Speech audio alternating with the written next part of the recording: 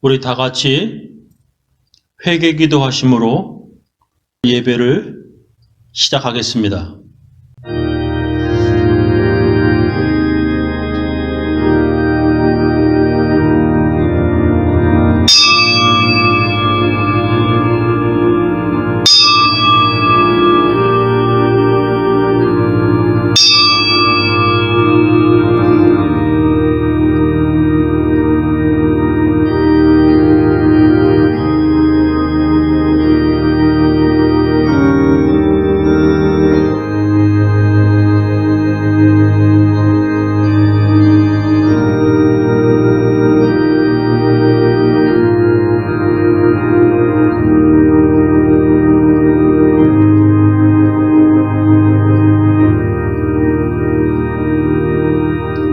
사랑이 많으신 하나님 아버지, 오늘 각 처소에서 주님의 말씀을 들으며 예배드리는 주의 백성들에게 은혜를 베풀어 주옵시며 그 가정에 복을 주시옵소서.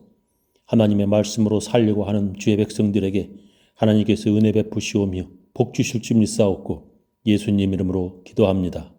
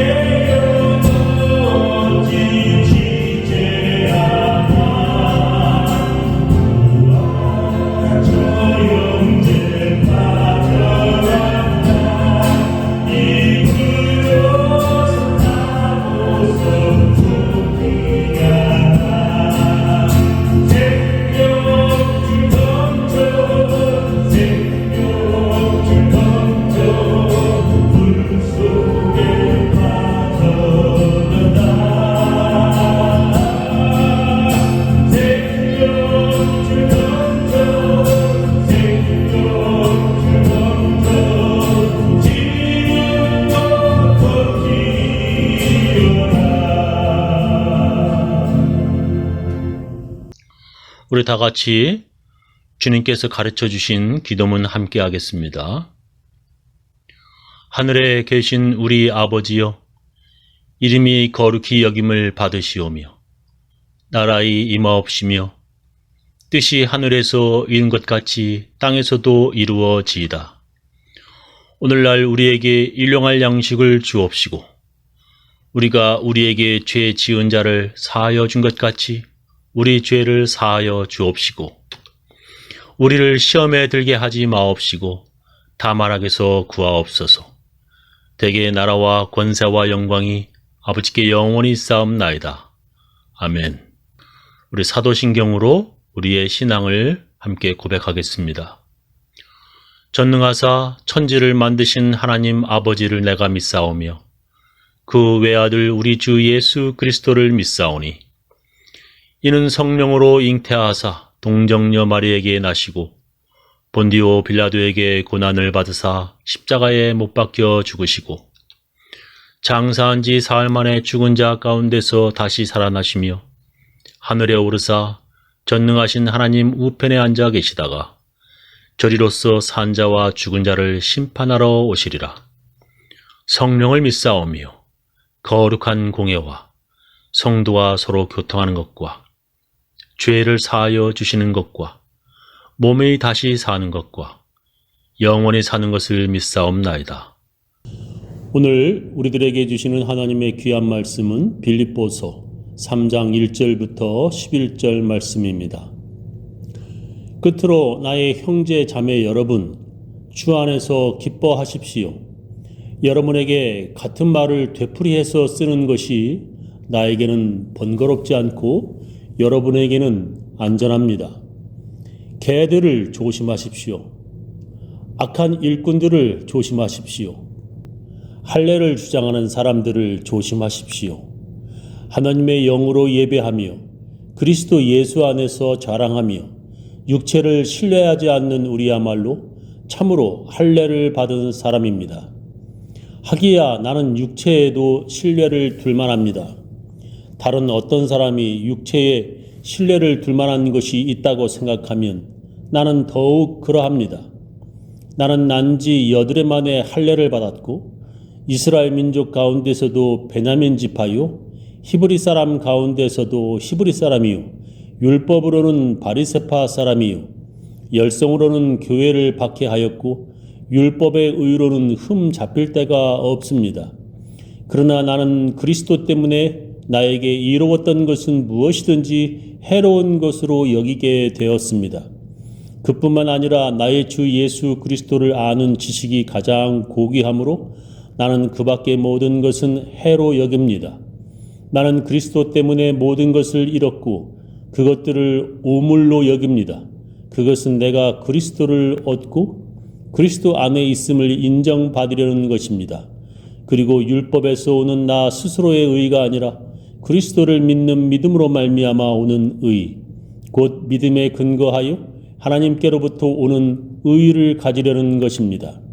내가 바라는 것은 그리스도를 알고 그분의 부활의 능력을 깨닫고 그분의 고난에 동참하여 그분의 죽으심을 본받는 것입니다. 그리하여 나는 어떻게 해서든지 죽은 사람들 가운데서 살아나는 부활에 이르고 싶습니다.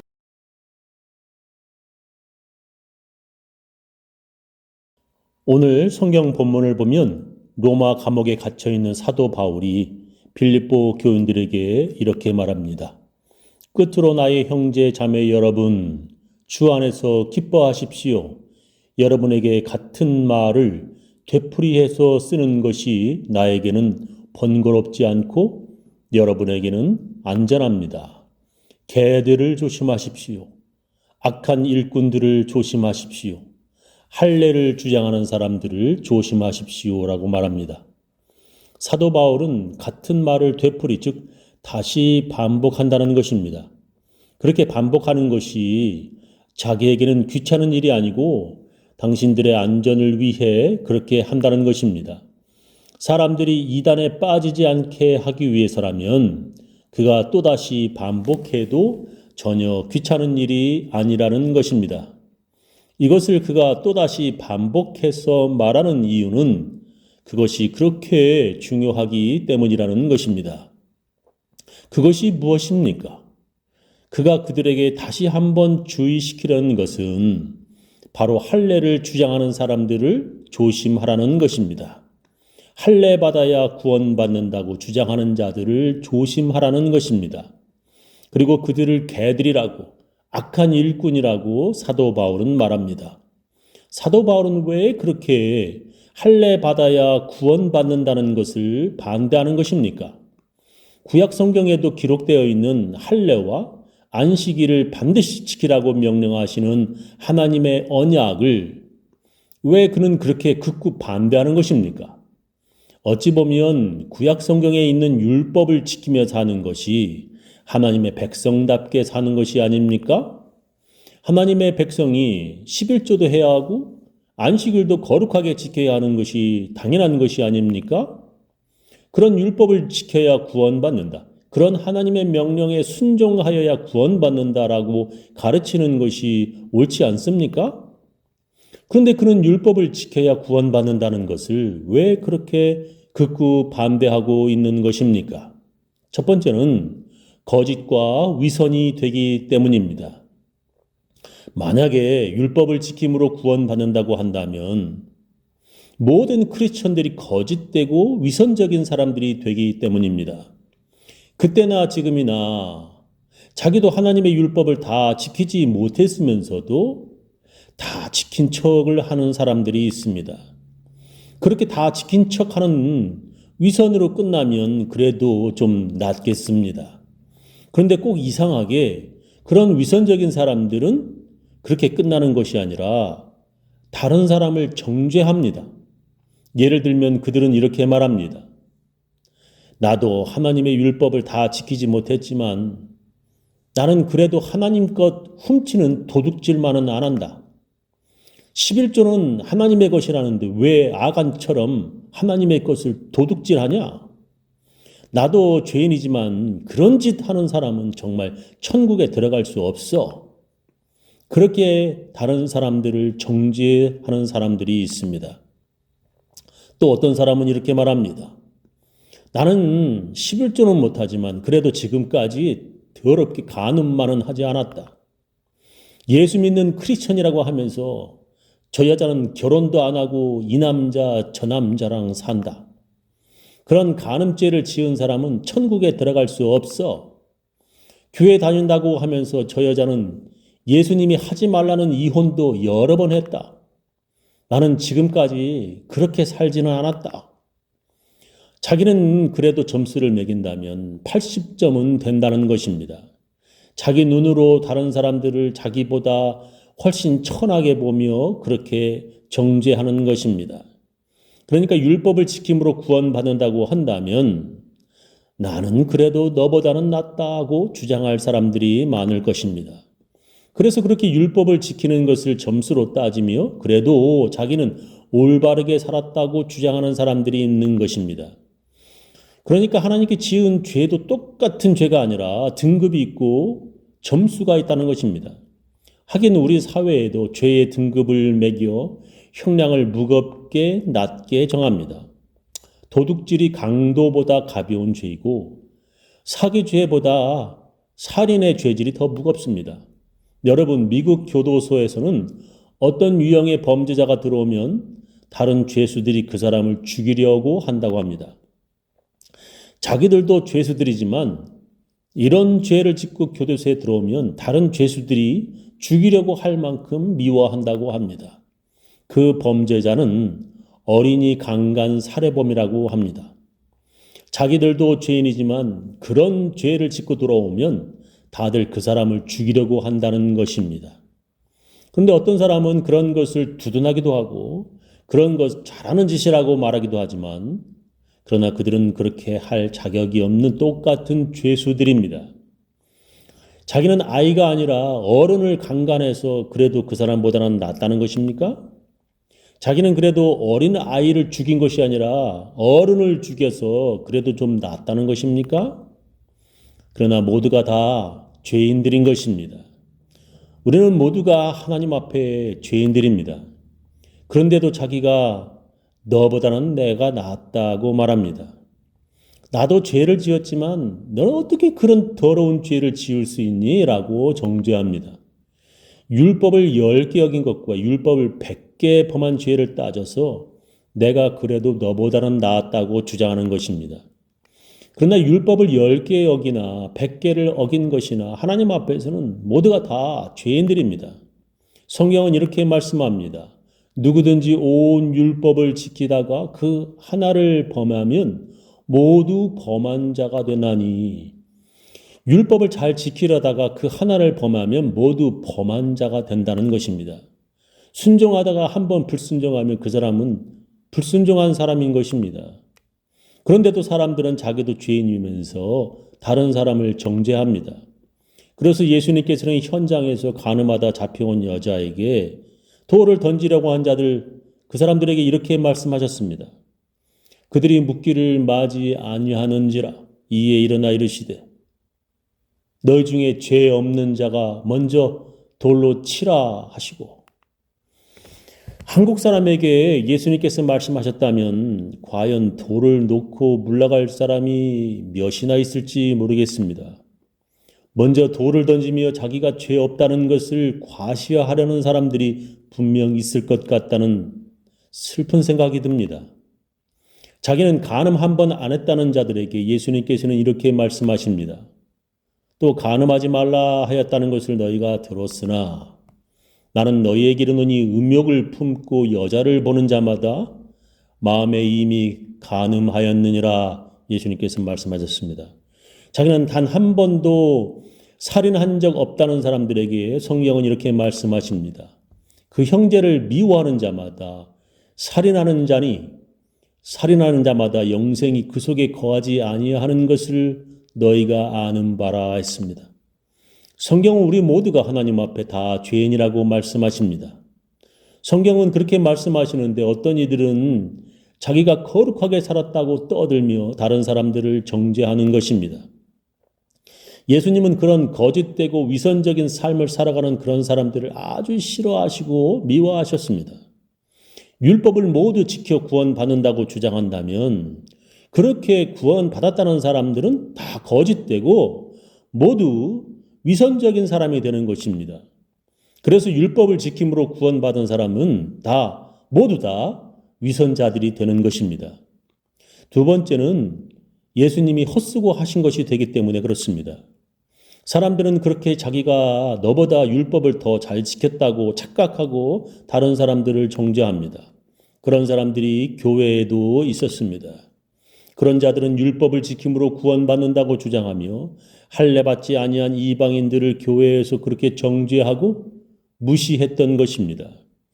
그들은 자기들이 어려서부터 할례받은 것을 아주 자랑으로 여겼습니다.